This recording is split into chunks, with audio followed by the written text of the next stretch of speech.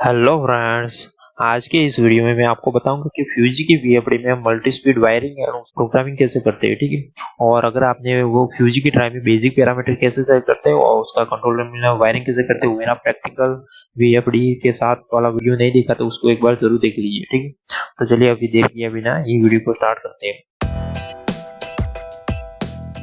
यहाँ पर जो पैरामीटर नंबर E01 वीएफडी में आता है वो क्या इंडिकेट करता है कि टर्मिनल एक्स कौन से फंक्शन के लिए प्रोग्राम में पहले वो डिसाइड करेगा, ठीक है। सिमिलरली E02 हमारा पैरामीटर वो टर्मिनल x2 कौन से फंक्शन के लिए प्रोग्राम में वो डिसाइड करेगा। सिमिलरली E03 हमारा x3 और E04 वो x4 के लिए, E05 वो x5 के लिए, ठीक है। तो उसमें डिफॉल्ट जो सेट आता है वो इस तरह से होता है कि x1 के लिए 0 आता है, मतलब क्या है कि वो मल्टी स्पीड के लिए प्रोग्राम होता है। सिमिलरली x2 हमारा जो टर्मिनल होता है वो भी मल्टी स्पीड SS2 के लिए प्रोग्राम होगा, ठीक है। सिमिलरली x3 भी 2 मतलब SS4 मल्टी स्पीड के लिए प्रोग्राम होगा। जो E04 x4 हमारा टर्मिनल है वो डिफॉल्ट 7 का मीनिंग क्या है, कॉस्ट टू स्टॉप के लिए प्रोग्राम होगा। तो हमें मल्टी स्पीड प्रोग्रामिंग करने के लिए सबसे पहले क्या करना पड़ेगा कि जो हमारा x1 टर्मिनल है, x2 है, x3, x4, हमें ये चार टर्मिनल को मल्टी स्पीड के लिए प्रोग्राम करेंगे।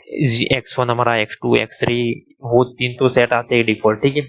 तो हमें सिर्फ x4 को मल्टी स्पीड के लिए प्रोग्राम करना है, तो उसमें सिर्फ 3 करना होगा, बाकी तो ऑलरेडी सेट है, तो इसीलिए हमें उसको सेट नहीं करना पड़ता। अगर आपने कोई दूसरे इसमें पैरामीटर डाले हुए कोई चेंजेस किया तो पहले आप उसको एक बार ये सेट कर दे, ठीक है। और E05 को हमने सेट नहीं किया है, ठीक है, क्योंकि इसमें चार ही मल्टी स्पीड आती है, उसके लिए हमें चार terminal x1 x2 x3 x4 को ही मल्टी स्पीड के लिए प्रोग्राम किया है, ठीक है।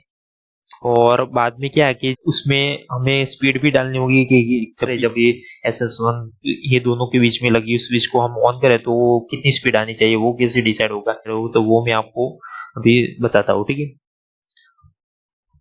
तो चलिए मैं आपको बताता हूँ कि ये x1 टर्मिनल के स्पीड कैसे डालते हैं, x2 के लिए स्पीड कैसे डालते हैं, x3 के लिए और x4 के लिए, ठीक है। और यहाँ पर सिलेक्ट फ्रीक्वेंसी मतलब क्या है कि हमें ये स्पीड कितनी डालनी है वो ये डिसाइड करेंगे पैरामीटर, ठीक है। तो चलिए मैं आपको बताता हूँ। सबसे पहले क्या है कि हमारा जब भी ये चारों की चारों स्विच यहाँ पर देखिए ऑफ ऑफ ऑफ ऑफ, जब भी ये चारों के चार स्विच है वो ऑफ होगी तो यहाँ पर कितनी स्पीड आएगी वो यहाँ पर देखिए लिखा है अदर देन मल्टी फ्रीक्वेंसी। मतलब क्या है कि जब भी हमारे चारों की चारों स्विच है वो ऑफ होगी तो हमने जो पैरामीटर मैंने जो आपको अगले वीडियो में बताया था जो F01 मतलब क्या है कि फ्रीक्वेंसी कमांड जो आपने ये पैरामीटर में फ्रीक्वेंसी डाली होगी, कीपैड डाला होगा तो आपका कीपैड की अप डाउन जो बटन है उससे होगी, 1 डाला होगा तो एक्सटर्नल कोई ऐसा पोटेंशियोमीटर लगा है उससे होगी, और 4 डाला होगा तो आपका जो कीपैड पर पोटेंशियोमीटर है उससे होगी, ठीक है। मतलब क्या है कि जब भी ये चारों की चारों स्विच ऑफ होगी तो आप ये पैरामीटर में क्या डाला है उस पर आपकी फ्रीक्वेंसी डिपेंडेंट होगी, ठीक है। ये जब भी हम ये अकेली स्विच SS1 को ऑन करेंगे ये सभी ऑफ रखेंगे, ठीक है, तीनों के तीनों स्विच। सिर्फ ये SS1 को ऑन करेंगे तो हमने जो C05 पैरामीटर में कितनी फ्रीक्वेंसी डाली वो फ्रीक्वेंसी हमारी डिस्प्ले पर आएगी। इसके साथ ही आपको फॉरवर्ड या रिवर्स का कमांड तो देना ही पड़ेगा तभी हमारी मोटर घूमेगी। सिमिलरली यहाँ पर देखिए C06 वो फ्रीक्वेंसी कब आएगी, जब भी हमारी SS1 जो स्विच है वो ऑफ होगी, ठीक है। जब भी SS2 वाली स्विच ओनली ऑन होगी, SS4 भी ऑफ हो रहेगी और SS8 भी ऑफ रहेगी। मतलब क्या है कि जब भी हमारी ओनली SS2 जो स्विच है वो ऑन होगी तो हमने जो C06 पैरामीटर में जो भी फ्रीक्वेंसी डाली वो आएगी, ठीक है। सिमिलरली यहाँ पर देखिए C07 वो कब आएगी, जब भी SS1 ऑन होगी और SS2 ऑन होगी, ठीक है। यहाँ पर देखिए ये दोनों स्विच ऑन होगी, जब भी एक साथ ये भी ऑन होगी और ये भी ऑन होगी, इसने जो C07 पैरामीटर में फ्रीक्वेंसी डाली वो आएगी, ठीक है। और यहाँ पर C08 ये फ्रीक्वेंसी कब आएगी, जब भी ये स्विच तो SS1 ऑफ होगी, SS2 ऑफ होगी, SS4 ऑन होगी और SS8 भी ऑफ होगी। मतलब क्या है कि जब भी अकेली SS4 वो ऑन होगी तो हमने जो C08 पैरामीटर में फ्रीक्वेंसी डाली वो आएगी, ठीक है।